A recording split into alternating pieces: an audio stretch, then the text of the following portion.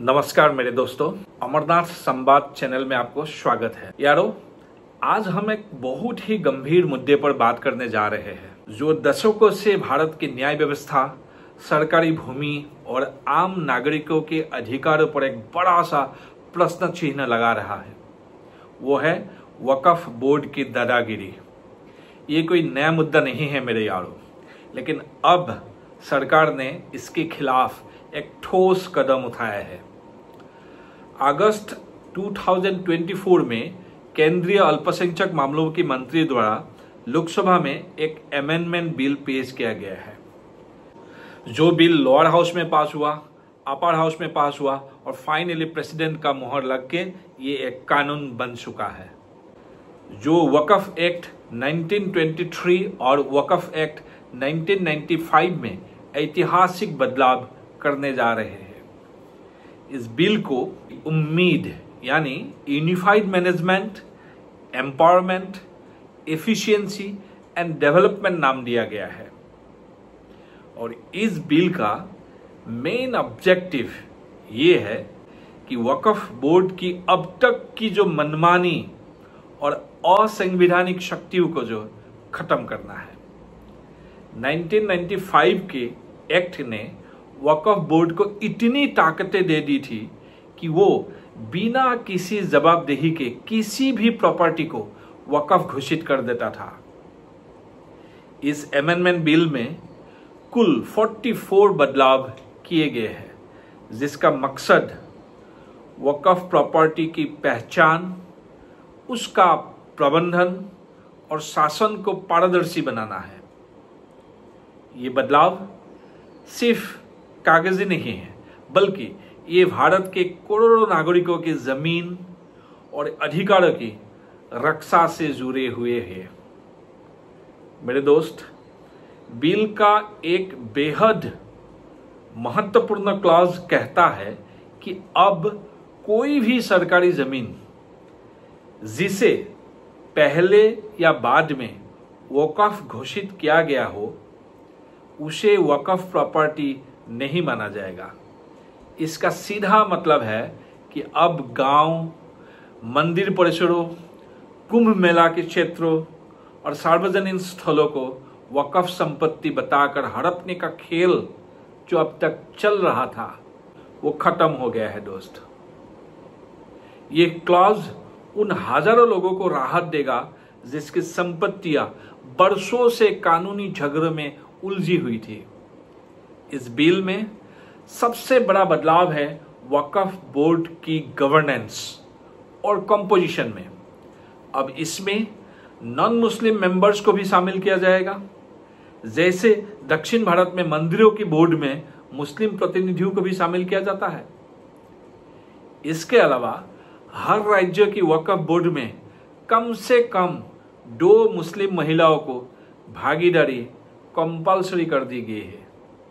और इस तरीके से अब बोहरा और आगाखानी कम्युनिटी को भी वक्फ बोर्ड में शामिल किया जाएगा। ये समावेशी सोच ना केवल वक्फ बोर्ड की पारदर्शिता को बढ़ाएगी, बल्कि कम्युनिटी के बीच विश्वास भी मजबूत करेगी। मेरे यारों, एक और बड़ा सुधार यह है कि अब वक्फ बाय यूजर क्लोज को हटा दिया गया है। पहले अगर कोई व्यक्ति कह देता था कि यह किसी जमीन को धार्मिक उद्देश्य से इस्तेमाल कर रहा है, तो वह जमीन वक्फ घोषित कर दी जाती थी। इसी बहाने गांव के गांव, मंदिर, मेले और ऐतिहासिक स्थल वक्फ घोषित कर दिए गए हैं। अब ऐसा नहीं होगा। अब बिना किसी ठोस सबूत के केवल उपयोग के आधार पर जमीन को वक्फ घोषित करना असंभव होगा। मेरे दोस्त, सरकारी जमीन पर वक्फ बोर्ड के दावे अब मायने नहीं होंगे जब तक कलेक्टर की जांच में साबित ना हो जाए कि जमीन वास्तव में वक्फ की है। और अगर साबित हो गया कि जमीन सरकारी है, तो उसे वक्फ प्रॉपर्टी नहीं माना जाएगा। इसका मतलब है कि अब कोई भी संस्था अपनी मनमर्जी से सरकारी संपत्ति पर कब्जा नहीं कर सकेगी। ये जांच प्रणाली न्याय व्यवस्था में विश्वास को बहाल करेगी। इसके अलावा अब कोई भी व्यक्ति जो वक्फ के लिए जमीन डेडिकेट करना चाहता है वह कम से कम 5 साल से प्रैक्टिसिंग मुस्लिम होना चाहिए। ये नियम प्री 2013 के रेगुलेशन का पुनरुद्धार है। महिलाओं और बच्चों के उत्तराधिकार अधिकारों को भी सुरक्षित किया गया है। वक्फ के लिए जमीन समर्पित करने से पहले यह सुनिश्चित किया जाएगा कि उनके उत्तराधिकारियों को उनका हिस्सा मिल चुका है। ये बदलाव परिवारों में संपत्ति विवाद को रोकने में मदद करेगा। सबसे इंपॉर्टेंट सुधार ये है सेक्शन 40 को हटाए जाना। ये वही सेक्शन था जो वक्फ बोर्ड को किसी भी संपत्ति को अपनी मर्जी से वक्फ घोषित करने का अधिकार देता था, वो भी बिना पारदर्शी जांच के। अब ये खत्म हो चुका है। ये सेक्शन कांग्रेस सरकार द्वारा बाबरी मस्जिद के बाद मुस्लिम समुदाय को शांत करने के लिए जोड़ा गया था। इसी के बाद जमीन हड़पने का एक खेल शुरू हुआ।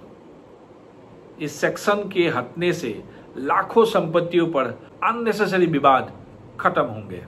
आपको जानकर हैरानी होगी कि 1913 से 2013 तक 18 लाख एकड़ जमीन 18 लाख एकड़ जमीन वक्फ के नाम हो चुकी थी और 2013 से 2025 तक यह आंकड़ा बढ़कर 39 लाख एकड़ पहुंच गया। यानी पिछले एक दशक में ही 21 लाख एकड़ जमीन पर वक्फ बोर्ड ने दावा ठोका है।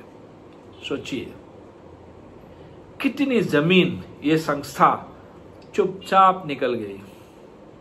ये स्थिति भारत जैसे लोकतांत्रिक देश में पूरी तरह अस्वीकार्य है। दिल्ली में तो हालात इतने खराब थे कि कांग्रेस सरकार ने रातों रात 123 सरकारी संपत्तियों को वक्फ बोर्ड को सौंप दी थी। Delhi high court, Jawaharlal Nehru stadium, यहां तक कि आरएसएस की जमीनों को भी वक्फ बोर्ड ने दावा कर दिया। इलाहाबाद हाई कोर्ट को भी वक्फ प्रॉपर्टी बताया गया है। सोचिए यदि न्यायपालिका की भूमि पर भी कोई दावा कर सकता है तो आम नागरिक की संपत्ति कितनी असुरक्षित है। भोपाल में 37,000 स्क्वायर फीट की जमीन को कब्रिस्तान बताकर हड़पने की कोशिश की गई थी। मुंबई में अंबानी का एंटेलिया बिल्डिंग को भी वक्फ की संपत्ति घोषित करने की कोशिश की गई है।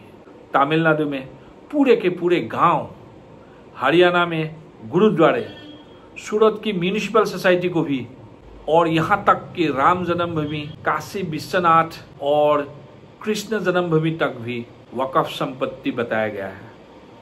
ये घटनाएं बताती है कि वक्फ बोर्ड की पहुंच कितनी गहरी और डरावनी हो चुकी थी। ये सब देखकर खुद जज तक परेशान हो गए। एक बार तो कोर्ट में, आपने वीडियो देखा होगा, ये वाला काफ़ी वायरल हो गया था ये वीडियो। एक बार तो कोर्ट के में वक्फ के वकील से मजाक में कह दिया गया है, भाई ताजमहल भी ले लो, लाल किला भी ले लो, कौन रोक रहा है।